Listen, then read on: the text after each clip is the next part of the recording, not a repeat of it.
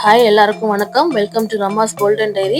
இன்னைக்கு இந்த வீடியோவில் எங்கள் அம்மா வந்து எப்படி அல்வா ப்ரிப்பேர் பண்ணுறது அப்படிங்கிறத காட்ட போகிறாங்க. ஸோ வாங்க வீடியோக்குள்ளே போகலாம்.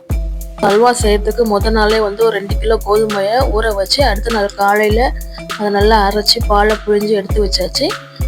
ஸோ அதில் வந்து பால் புழிஞ்சதுக்கப்புறம் அதில் வந்து அல்வா கலருக்காக கொஞ்சம் கேசரி பவுடர் ஆட் பண்ணிவிட்டு ஒரு வானலியில் நல்லா அதுக்கு தேவையான அளவு சர்க்கரை போட்டு பாகு கிண்டி எடுத்து வச்சுக்கிறோம்.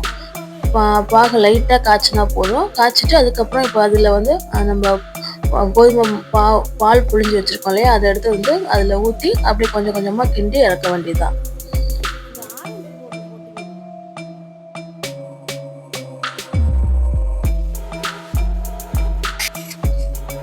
ஸோ இப்போ நல்லா அது திக்காகிற வரைக்கும் நல்லா கிண்டிகிட்டே இருக்கணும். அதுக்கு வந்து சைடில் வந்து அப்படியே அதுக்கு தேவையான அளவுக்கு நெய் முந்திரி பருப்பையும் நல்லா எடுத்து வச்சுட்டு அதை நல்லா ரோஸ்ட் பண்ணி எடுத்து வச்சுக்கலாம். ஸோ பசங்க எல்லாம் வந்து அதை அல்வா கிண்டுறதை சுற்றி நின்று பார்த்து, இது வந்து நாங்கள் வந்து என் தம்பி வீட்டுக்கு ஹாலிடேக்கு போயிருந்தப்போ அம்மா அதை செஞ்சாங்க. ரொம்பவே சூப்பராக இருந்துச்சு.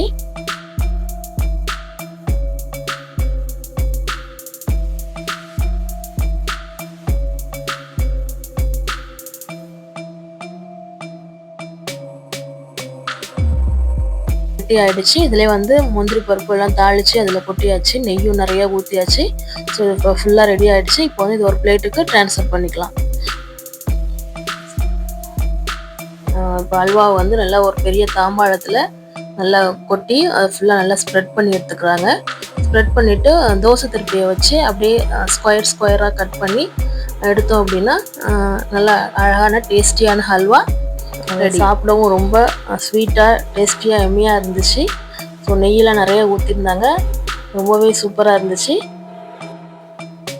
இதே மாதிரி நீங்களும் உங்கள் வீட்டில் எல்லோரும் ட்ரை பண்ணி பாருங்கள். இந்த வீடியோ பிடிச்சிருந்துச்சுன்னா லைக் பண்ணுங்கள், ஷேர் பண்ணுங்கள், ரமாஸ் கோல்டன் டைரியை சப்ஸ்கிரைப் பண்ணுங்கள். தேங்க்ஸ் ஃபார் வாட்சிங்.